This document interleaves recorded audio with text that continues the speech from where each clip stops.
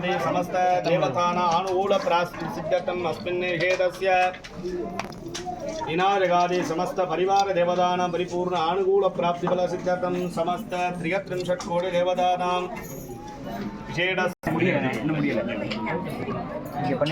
அதாவது ஜாதகத்தில் வந்து நம்ம சொல்லியிருப்பாங்க ஜனனி ஜென்ம சௌக்கியானாம் வர்தனி குலசம்பதாம் பதவி பூர்வ புண்ணியதாம் லிக்கியதே ஜென்ம பத்திரிகா அப்படின்னு சொல்லுவாங்க.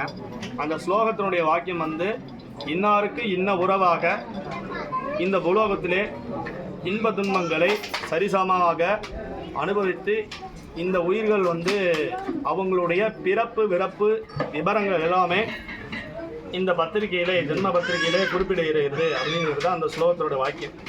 அதுதான் நம்ம வந்து பாணி கிரகணம்னு சொல்லி நம்ம வந்து திருமண காரியத்தில் வந்து பார்த்திங்கன்னா முக்கியமாக செய்வாங்க. அது எதுக்கு பண்ணுறது அப்படின்னா, நம்ம வந்து ஒரு உயிர் வந்து ஜனனம் ஆயிடுச்சு அப்படின்னா நமக்கு இன்னொரு உயிர் ஒரு ஜனனம் ஆகும். அதாவது வந்து பார்த்திங்கன்னா பிறப்பும் இறப்பும் நம்ம கையில் கிடையாது, இடையில் இருக்கக்கூடிய திருமணம் தான் நம்ம கையில் இருக்குது. அதுவும் இறைவனுடைய ஆசீர்வாதத்தினால நடக்கிறது தான் திருமணம். இந்த திருமணத்தை வந்து நம்ம வந்து பார்க்குறது வந்து தெய்வத்துக்கு நம்ம செய்கிறது வந்து பார்த்திங்கன்னா அவங்களுடைய ஆசீர்வாதம் நமக்கு கிடைக்கும். நிறைய பேர் கல்யாணம் ஆகாதவங்களுக்கு இந்த விவாக மங்கள காரியத்தை பார்த்தோம் அப்படின்னா சீக்கிரமே கல்யாணம் ஆயிரும். எல்லாரும் சௌக்கியமாக இருக்கணும். தம்பதி சீதமாக எப்போவுமே வந்து நான் மட்டும் சொல்லாமல் நாம்னு சொல்லணும். அதுதான் திருமண உறவு. அதனால் வந்து பார்த்திங்கன்னா இந்த தெய்வத்துக்கு செய்கிறனால தெய்வம் வந்து ரொம்ப சந்தோஷமாக, நம்ம வீராய அம்மனும் சங்கையா சுவாமி ரொம்ப அனுகிரகம் பெற்று இருக்கோம். அதாவது மாணிக்கவாசர் சொல்லார், அவன் அருளாலே அவன் தாள் வணங்கின்னு சொல்லுவாங்க. அவன் அருள் இருக்கிறனால தான் நம்ம இந்த காரியத்தெல்லாம் வந்து நம்ம செய்ய முடியுது.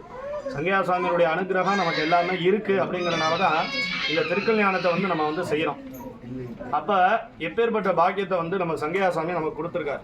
அதனால் வந்து எல்லாரும் இந்த பிரார்த்தனை பண்ணிக்கணும். பாணி கிரகணங்கிறது வேறு ஒன்றும் இல்லை.